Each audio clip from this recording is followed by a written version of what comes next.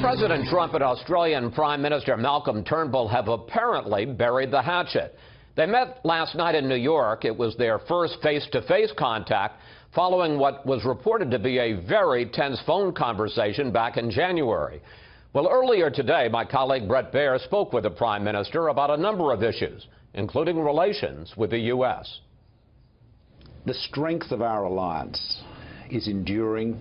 It's been built on millions of relationships and connections between Australians and Americans over so many years, 100 years of mateship, ever since the Battle of Hamel 99 years ago. In every major conflict, Australians and Americans have fought side by side. And last night, of course, we were commemorating the Battle of the Coral Sea, that moment in 1942 where brave Australian and American sailors and aviators turned the tide of war in the Pacific and saved Australia and saved the Pacific for freedom. That was the turning point, the hinge of fate, as Churchill described it. You're very active with U.S. forces really all around the world. Yeah. In fact, the military tie is one of the closest with any other ally that we have.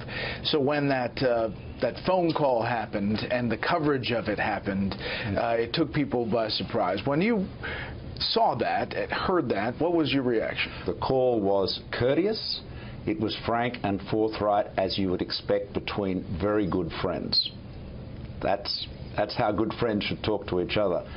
And the reporting was wildly exaggerated, as the President observed last night and as he's observed in the past.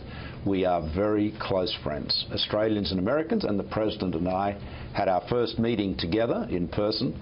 We have a lot of friends in common, and we have similar backgrounds in business, and we got on so well. The genesis of that phone call and the coverage of it had to do with a deal that you struck with the Obama administration, and the Trump administration is holding up to that deal. Yes, taking and we thank the President for his commitment to that.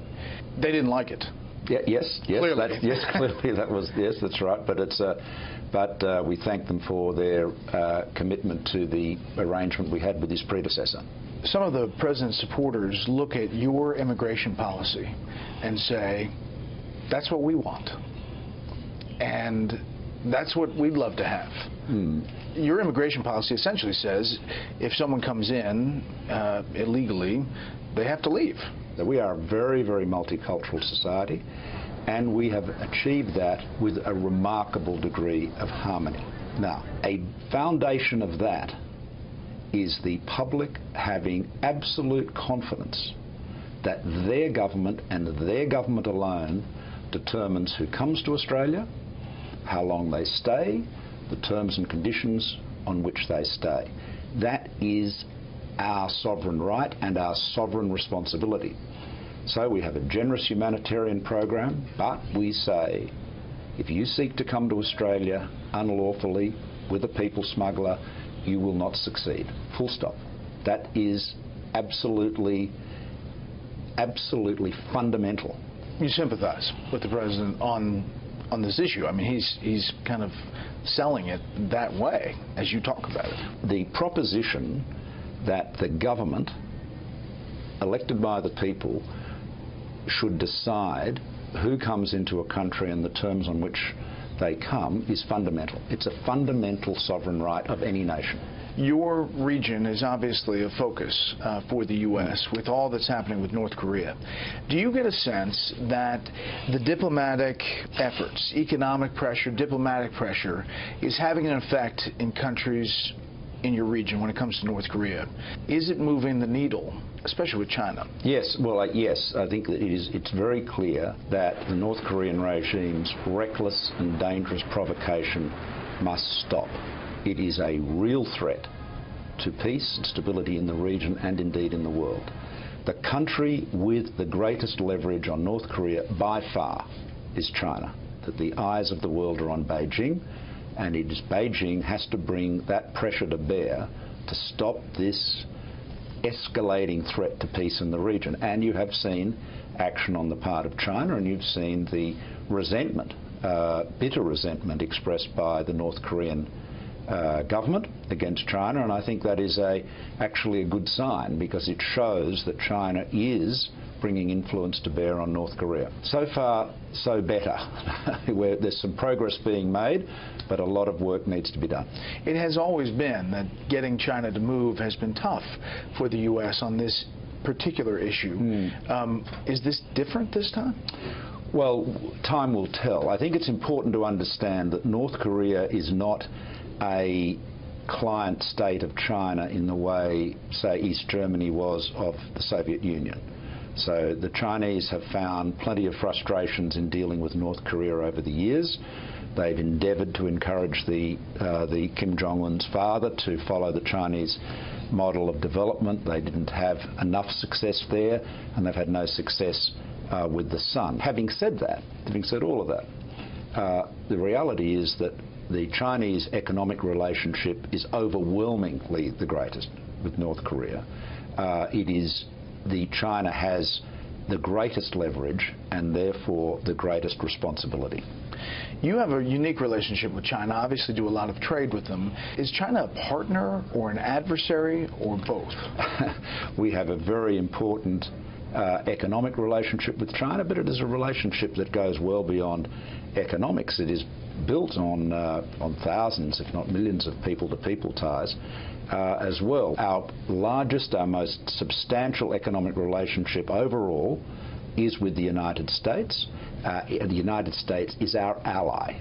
It is that alliance is the bedrock of our national security, and it is vital. That alliance is vital for the security of Australia and the United States. So we have a good friend in Beijing, and we have a strong, enduring ally in Washington. Your perception of President Trump, do you think that he values personal relationships more than other world leaders?